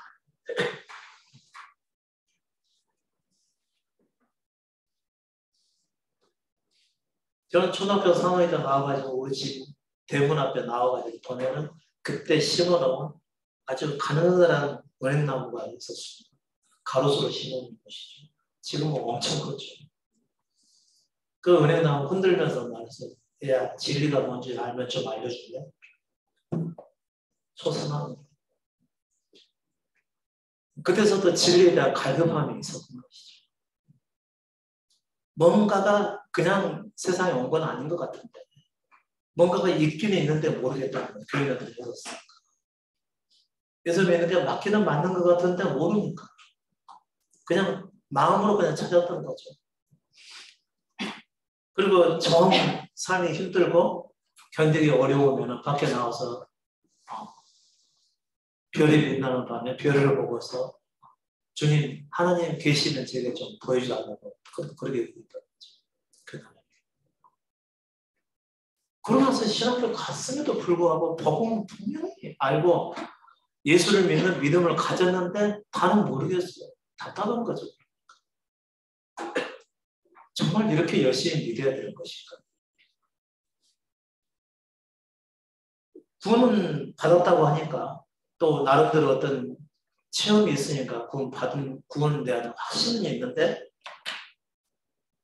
따져보면 사실 구원 받은 것까지가 아니었죠. 그래도 확실히 내가 말씀을 믿어야지 하면서 믿었는데 항상 몰고 있는 것 같아요. 뭔가를.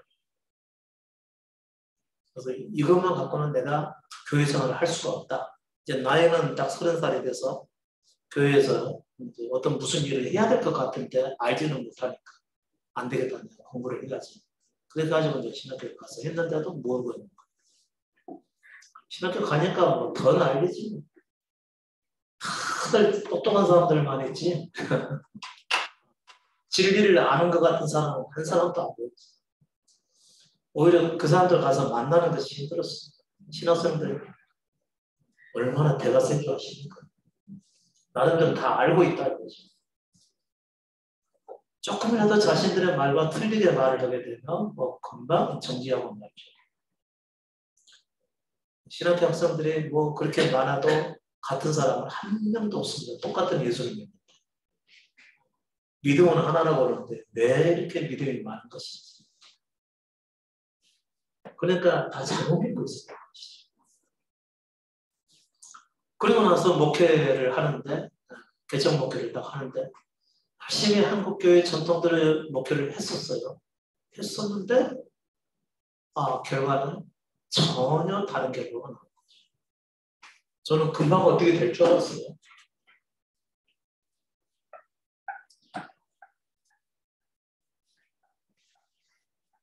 말씀도 잘 전하고, 인상도 좀 더럽진 않잖아요. 그러니까 좀 되는 줄 알았어요. 좀 인격적이기도 하고. 사람들에게 험한 말 하지 않고, 무리한 거 요구하지 않고. 이렇게 건전하게 목회하면 당연히 될 줄 알았죠. 그리고 열심히 기도하면 당연히 응답해 주는 걸로 생각을 했었는데, 점점 안 돼가는 거죠. 나의 두려워하는 것이 안 되는 거죠. 내가 원했던 것은 이게 안 됐는데. 여러분도 지금 여러분의 삶을 돌아보시면서 어떤 생각하십니까? 여러분이 원했던 삶을 지금 살고 계신가요? 그럴 리가 없겠죠. 우리는 우리 생각대로 못 살게 돼 있으니까. 여러분이 원했던 사람과 만나서 결혼해서 살고 계십니까? 거의 아마 그렇지 못할 겁니다. 거의.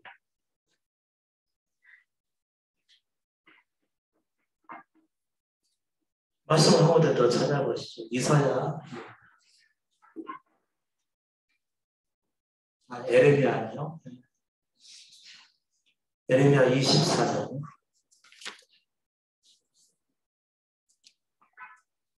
에레미야 24장 1절부터 제가 좀 읽어볼게요. 바벨론 왕 느부갓네살이 유다 왕 여호야김의 아들 여고냐와 유다 방백들과 목공들과 철공들을 예루살렘에서 바벨론으로 옮긴 후에 여호와께서 여호와의 전 앞에 놓인 무화과 두 강조리로 내게 보이셨는데 있습니다. 이제 이스라엘이 망해서 바벨론 왕 느부갓네살 왕이 유다 왕 여호야김의 아들 여고냐와 이제 왕의 아들과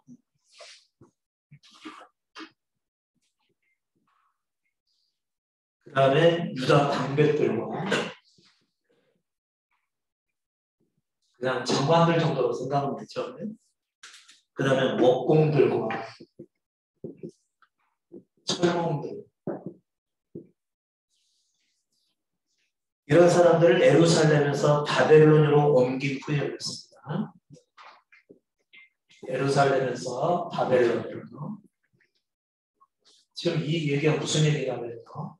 이때 당시에 유다는 바벨론에 의해서 망하게 되는 거죠.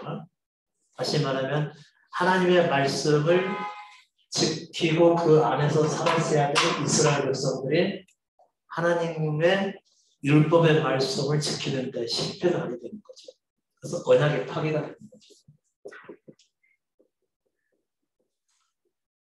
너희가 내 율법과 규례대로 행하면 내가 천대까지 복을 누리게 할 것이고 그렇지 않으면 저주와 멸망을 주리라 이렇게 말씀하셨던 것처럼 결국은 이들이 말씀 안에서 살고자 했지만 살지 못해서 그 언약의 파괴가 돼서 하나님께서 이스라엘을 포로로 보내는 거죠. 바벨론 포로로.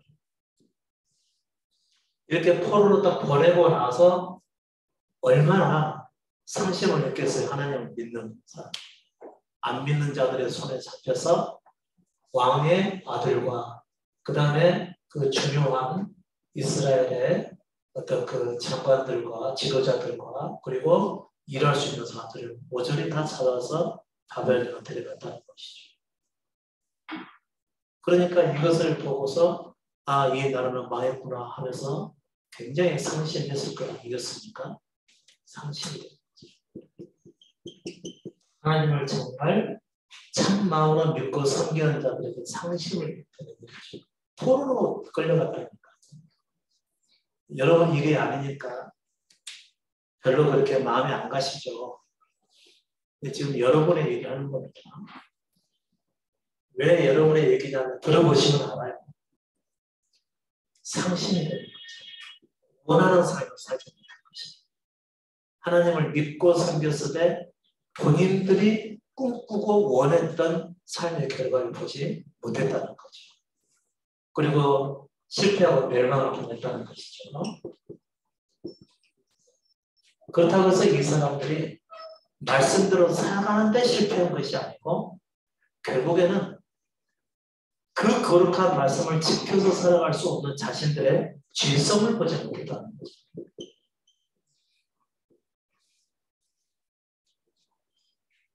그러고 나서 백성들이 다 포로로 끌려가는 거죠. 근데 그때 하나님께서 두 가지 환상을 보여줘야 됩니다. 무화과 강줄이 둘이죠. 무화과 강줄이 둘이야.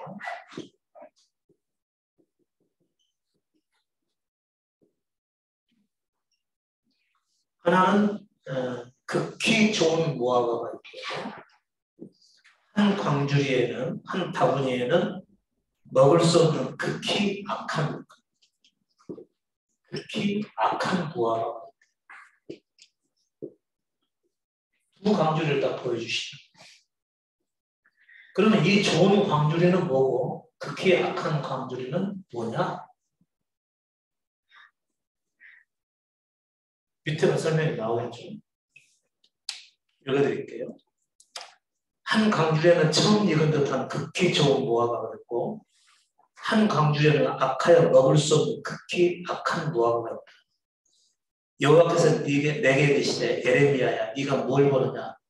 무화과 이온데 그 좋은 무화과는 극히 좋고 악한 것은 극히 악하여 먹을 수 없게 악하니 여호와의 말씀이 또 내게 임하여 가로되 이스라엘의 하나님 여호와가 이같이 말하노라. 내가 이곳에서 옮겨 갈대아인의 땅에 이르게 한 유다 포로는 이 좋은 무화과 같이 보아 좋게 할 것이라. 그러면 이 좋은 무화과 강주리는 어떤 사람들이라고요? 포로로 끌려갔어요. 그 다음에 극히 악한 무화과는 어떤 사람들이죠? 밑에 써있죠.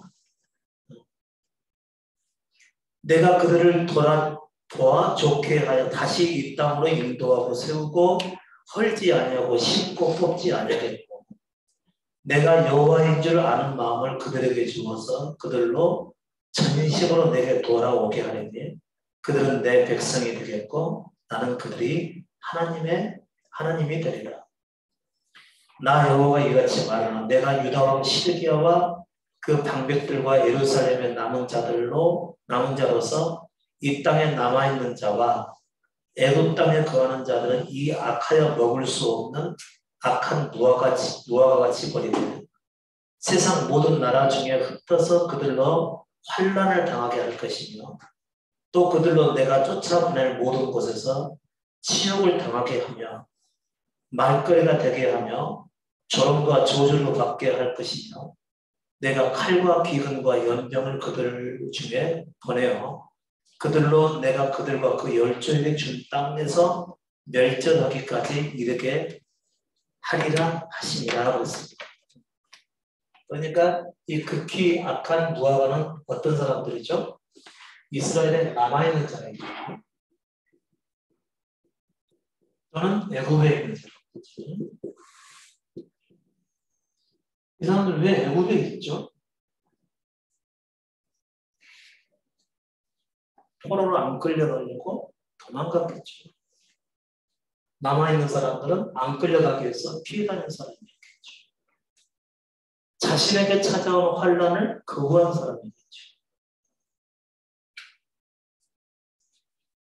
어떤 사람들이죠? 자기 길을 가는 사람들. 하나님을 믿되 자기 길을 가는 사람.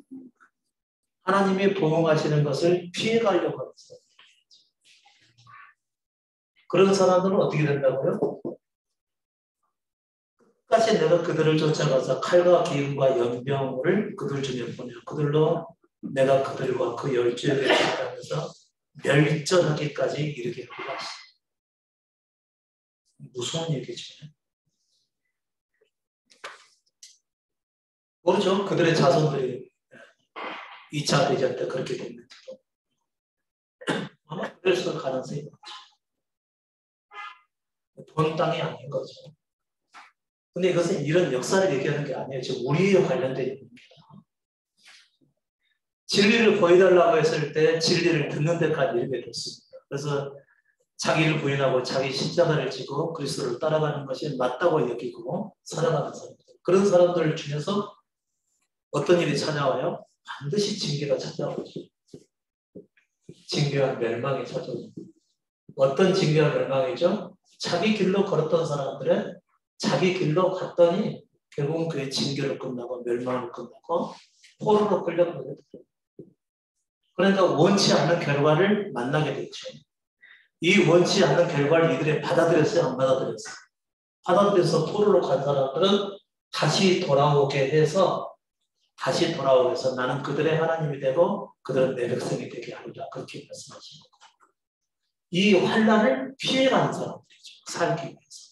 자기 목숨을 보존하고 유지하기 위해서 피해가 있든지 안 그러면 애굽에 도망을 가서 자기 살만한 곳으로 흩어져 가버린 사람들은 결코 망하게 하리라 그런 것이죠. 어디로 가든지 그들은 내가 준 그 징계와 그 시험과 환난과 그 연단을 피해간 그들에게는 영원한 멸망이 있게 될 것이고 있는 그대로 받아들이는 그들에게는 나중에 다시 돌아오게 하여 나는 그들의 하나님이 되고 그들은 내 백성이 되리라. 그럼 어떤 사람만이 그분의 백성이 되는 것이죠? 그리스도께 자기 존재를 드리고 주어진 대로 살아가는 사람들을 의미하는 겁니다. 자기 육신의 삶을 끝내버리는 사람들이겠죠. 주여 내가 지금까지 살아온 것 하나님을 향해 거룩하게 살기를 힘써봤지 이룰 수가 없었습니다. 저는 오직 죄뿐이었습니다. 이제는 저의 주인이 되셔서 주께서 원하는 사람으로 만들어 주옵소서. 그분께서 이끄신 대로 그냥 따라가는 겁니다. 그냥 따라가면서 자기 속에 있는 육신에 있는 죄를 보게 되고요. 더욱더 낮아지고 겸손해지고 오직 그리스도를 전부 삼기 위해서 십자가의 죽음까지도 받아들이게 된다는 거죠. 그들은 다른 나라에 가서 포로로 끌려갔으나 마치 죽으러 끌려가는 것밖에 더 되겠어요. 그러나 반드시 하나님께서 그들을 돌이켜서 그들의 하나님이 되고 그리고 그들은 내 백성이 되리라. 내가 원하는 그곳으로 그들을 인도하겠다. 그런 얘기입니다. 그러나 자기 길을 포기치 않고 끝까지 자기 사는 길을 택해서 그 환난을 피해가는 사람들은 어떻게 만드는 거죠? 반드시 칼과 기근과 연병을 만나게 하실 것이라는 그 얘기입니다. 문제는 뭐냐면요.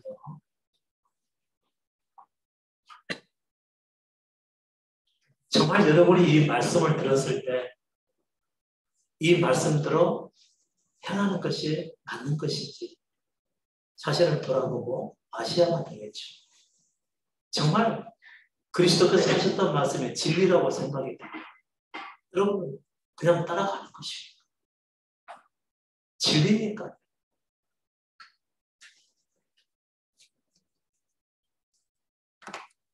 저는 목회할 때, 신앙생활할 때 이런 말씀을 그렇게 듣고 싶어 했었어요. 그렇다고 해서 누구에게 들은 것도 아니죠. 왜 십자가를 이제 그분의 은혜로 깨닫게 되면서 말씀드린 모두 그것을 가지고 기록이 되어 있더라고요. 아, 이게 진리구나 생각이 됐을 때 다 그냥 미련없이 내려가는 거지. 포기해버리는 거죠. 아, 이건 말씀이 아니구나. 내가 새벽기도 하면서 그분한테 그분의 은혜를 구하고 그분의 뜻을 이루기 위해서 힘써 구하는 것, 이것 자체는 육신의 삶을 살고자 하는 나의 진짜 잘못된 삶이었구나. 내려놓게 되더라고요. 그게 진리니까. 나에 대한 죽음과 나의 형통과 복이 아니라 나의 십자가 죽음을 향해서 살아야 그 이후에 부활이 온다니까. 제가 제 자신에 대해서 살고자 하는 것을 과감히 포기해버릴 것이죠. 그리고 내려놓고 그냥 묵묵히 따라가고 제가 뭘 어떻게 잘했다는 거 하나도 없습니다. 그냥 주어진 삶을 받아들인 것뿐이죠. 이스라엘의 이 유대에 남아있는 여호 사람들이 포로로 끌고 가니까 끌려간 것입니다. 끌려가게 되면 타지에서 다른 나라에서 얼마나 많은 수고를 당할까 뻔하지 않습니까? 예상이 됐지만 그냥 끌려간 것이죠. 그게 싫어서 도망간 자들은 영원히 망하게 되고 그런 징계를 다 마땅하게 여기서 따라간 사람들은 나중에 돌아와서는 하나님의 백성이 되었다라고 하는 것이죠. 얼마큼 제가 자주 여러분에게 주어진 대로 살라고 말씀하지 않습니까? 주님께 다 드리고 어떤 환난과 어려움이 온다 하더라도 그냥 가십시오. 갈 때 아무 생각 없이 가십시오. 생각을 많이 하게 되면 육신의 생각에 방해를 합니다. 하도 못 들으니까 그러면 하루만 사십시오. 하루는 살 수가 있습니다. 하루. 아무리 힘들고 어려워도 하루는 살 수가 있습니다. 그러니까 하루만 살기를 작정하고 그냥 따라가십시오. 내일은 무슨 일이 어떻게 바뀔지 진행될지 우리는 모릅니다. 그건 주님의 손에 있는 것이니까 내일 일은 그분께 맡겨드리고 오늘 하루 그분 안에서 내가 할 수 있는 범위 안에서의 즐거운 삶을 살아가실 수 있기를 바랍니다. 그래서 자꾸 여러분에게 주문하지 않습니다.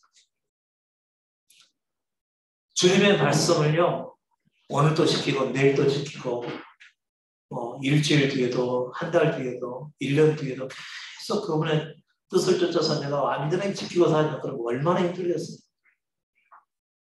근데 오늘 하루는 내가 내 자신에 대해서 죽어서 살 수 있잖아요. 오늘 하루만 살면 되니까. 자기에 대해서 죽어서 사는 삶이 오늘 하루이면 살 수 있어요. 아무리 힘들어도. 아무리 고통스럽고 남들에게서 멸시받고요.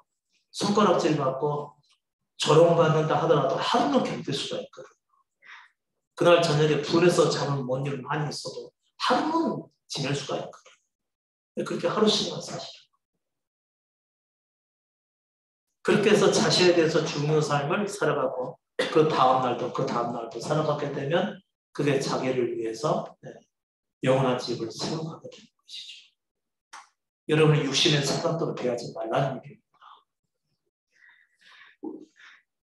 얘기하고 안 받아들여지면 굳이 변명하려고 애쓰지도 않고 오해를 받았으면 얘기는 하되 굳이 풀려고 애쓰지 말고 남들이 나를 조롱하거나 그리고 핍박하거나 또 나에 대해서 악한 말을 할 때는요 하루는 참을 수가 있거든요. 그러고 나서 내일 딱 눈을 뜨잖아요. 그럼 내일은 상황이 또 달라져 있습니다. 죽을 심정이 되죠. 그 정도 되면요. 어떤 사람이 제일 힘들죠? 바르게 살려고 하는 사람이 제일 힘들어요. 근데 본인이 죄인이어서 그래. 나는 죄인이니까 마땅히 이런 대접을 받는 것은 당연한 거지. 있는 그대로 나는 죄인이어서 포로로 끌려가는 게 당연한 거지. 하나님의 징계로 포로로 끌려가서 거기서 살아가는 것이 마땅한 거지. 받아들이니까 그들은 돌아와서 급히 좋은 무화과가 된다. 그래서 그들은 하나님의 백성이 되고 거부하고 피해다니까 도망간 자들은 그냥 육신 그대로 남아있기 때문에 육신의 삶을 살다가 결국은 하나님의 보응을 받아서 사라져가게 되는 것이죠. 놀라운 말씀이죠.